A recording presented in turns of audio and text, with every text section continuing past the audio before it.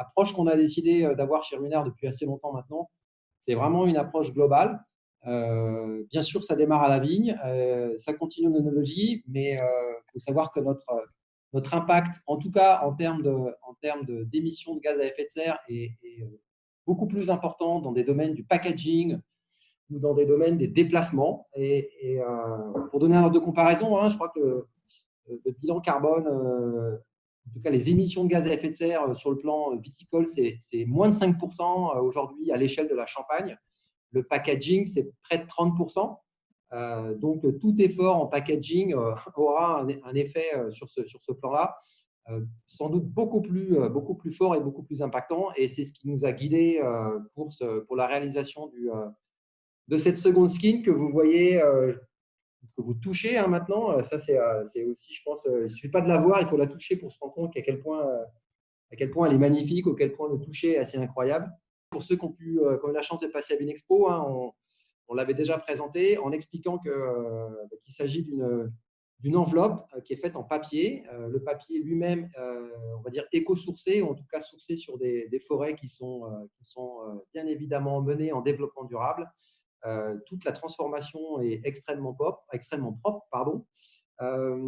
Et puis, en termes je crois que la chose la plus spectaculaire, c'est le gain en termes de poids, puisqu'on est passé de 360 grammes pour un étui qui était déjà extrêmement respectueux, puisqu'il était entièrement recyclable. Il n'y avait que du carton. Et donc c'était déjà un étui qui était assez vertueux. Et ce nouveau packaging, lui, est 9 fois plus léger. On est passé à 40 grammes. Donc, c'est un gain qui est quand même phénoménal. Je crois que c'est assez disruptif en termes de gains par rapport à tout ce qui a pu être fait jusque-là. Avec du coup une empreinte carbone qui est diminuée de 60%. Rendez-vous compte, je pense qu'il y a peu de projets qui peuvent arriver à ce genre de chiffres. Donc 60% sur l'impact carbone en moins sur ce packaging, et avec une vertu également de protection. Alors sur les bouteilles, sur ces bouteilles qui sont plus filtrantes, c'est un peu moins important, mais sur la bouteille de blanc que vous connaissez, que vous admirez, et dont moi, œnologue, j'adore également sa forme et sa transparence, mais je sais à quel point elle peut aussi fragiliser le vin. Et donc, on a aussi travaillé de manière à ce que cette enveloppe puisse protéger le vin de la lumière.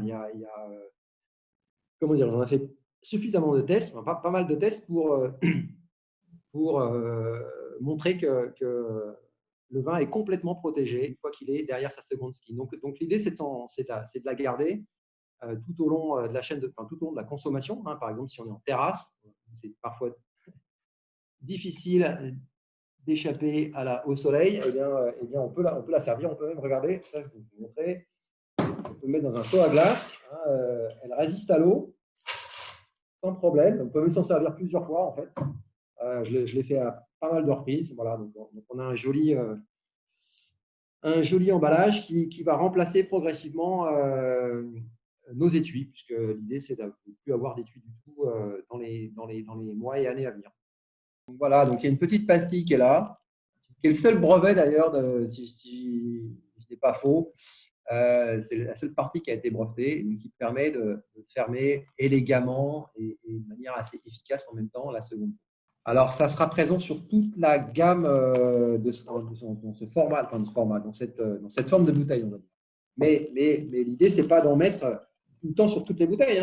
Il y aura bien évidemment là où les bouteilles nues s'imposent, comme par exemple en restauration, à part pour le blanc de blanc qu'on veut protéger, mais sur les bouteilles type par exemple rosé ou air de Ruinart, il n'y a pas d'intérêt à avoir du packaging, avoir une seconde peau alors qu'on est en restauration, donc il n'y en a pas besoin, quoi. Si on veut réduire notre impact carbone, il faut faire extrêmement attention et être très vigilant à toute utilisation du packaging. Donc, on va essayer évidemment de la minimiser, quoi. Oui, voilà. L'idée, c'est quand vous êtes en terrasse on sait que le blanc de blanc, mais pas que le blanc de blanc, tous les rosés de Provence, tous les vins en bouteille blanche, et même d'ailleurs les vins en bouteille verte, il ne faut pas croire que le verre de cette couleur-là, vert, est complètement filtrant. Ce n'est pas le cas. Il est sur les UV, mais il n'est pas forcément dans le bleu. Et le bleu, on l'oublie souvent.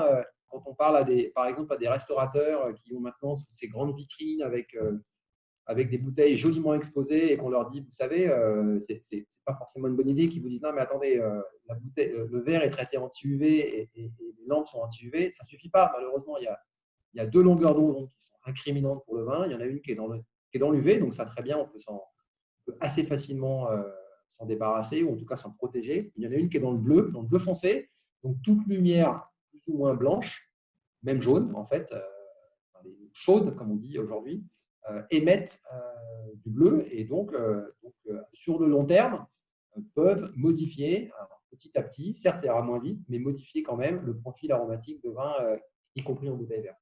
Donc l'idée sur le blanc de blanc, c'est de la laisser voilà, dans son seau à glace, comme elle est là, là je la sors du seau à glace, vous voyez.